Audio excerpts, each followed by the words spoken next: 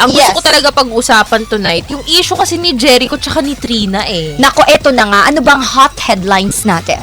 Long-term manliligaw, busted! Uy! Dahil mas gusto ni girl ng bad boy. Bad boy! Naku, Diba? gusto kong alamin to. Alam mo, pagka napakinggan mo yung headline, wala naman kasing problema eh. Di ba? Wala namang Preference issue. niya yun eh. Correct. Yun yung trip niya sa buhay eh. Bakit naman, Yes. di ba?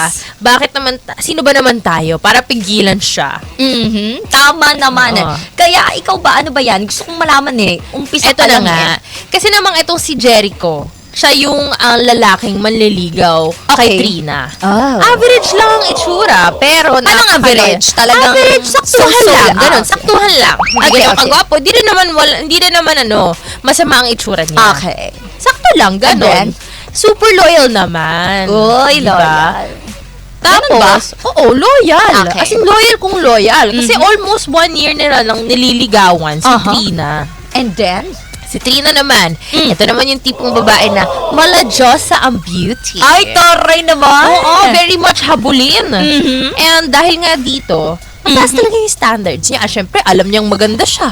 Correct. Alam niya kung anong meron siya. Tama. Bakit naman niya bababaan ang standards niya, di ba? Yes. Ito na nga, kasi madaming lalaking sumubok. Okay. Pero, itong si Jericho lang talaga yung tumagal. Uy, isa lang ang nagpatagal. Oo nga. Na manliligaw, Na ha? manliligaw. Hindi naman sinasagot ni Trina. Ano ba yan? Oo, si Jericho, may mga pa-flowers. Ano talagang pa? effort kung effort. Ano pa? Talagang green flag kung Uy. green flag. Kaya pala. And Hanggang then? sa inilabas na ni Trina yung totoong rason. Na ano? Ilang beses na raw niyang sinabi kay Jericho na hindi niya bet. Hindi daw talaga niya bet si Jericho. Pero hindi siya tinigilan nito. Oh my God. Pinagpatuloy pa rin niya yung panliligaw sa kanya. Yung tipong hindi na rin daw kailangan yung mga gifts. Pero bigay Totoo pa rin ba? ng bigay itong si Jericho. Ay, ayaw magpaawa. Talagang mahal na mahal. Ayaw talaga. Gusto niyan talaga si Trina. Nako, yung pala Hanggang yun. sa dumating na sa point na harap-harapan na siyang binasted. Harap-harapan. Like sa maraming tao talaga. Oo, yung tipong Jericho. Ilang beses ko na sinabi sa'yo na I'm not interested. Wow, may pa ganon. I'm not interested. Gusto ko yun talagang Hindi ako prangka siya. interesado sa'yo.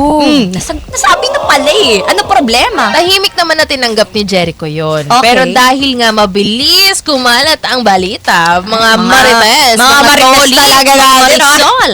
Naka. And marami ring taong actually nag-e-expect na magiging sila kasi gaano ba naman katagal nung ligaw tong si Jericho, di ba? Uy, maling akala. Oo, maling akala talaga. And then? Mas lalong nag-init yung sitwasyon nila ni Trina dahil nalaman din kasi ng mga tao na may bagong guy na siya.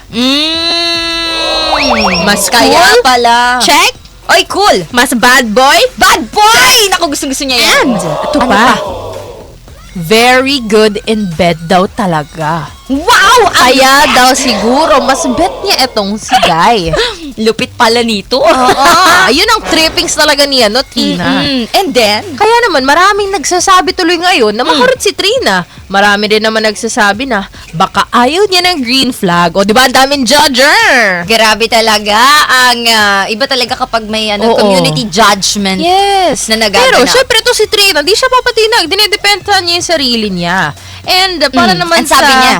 Ang depensa kasi ni Trina at ng iba pang kakilala nito ay matagal naman daw malinaw ang sitwasyon nila Jericho dahil wala siyang pinangako ni kahit ano. Nothing.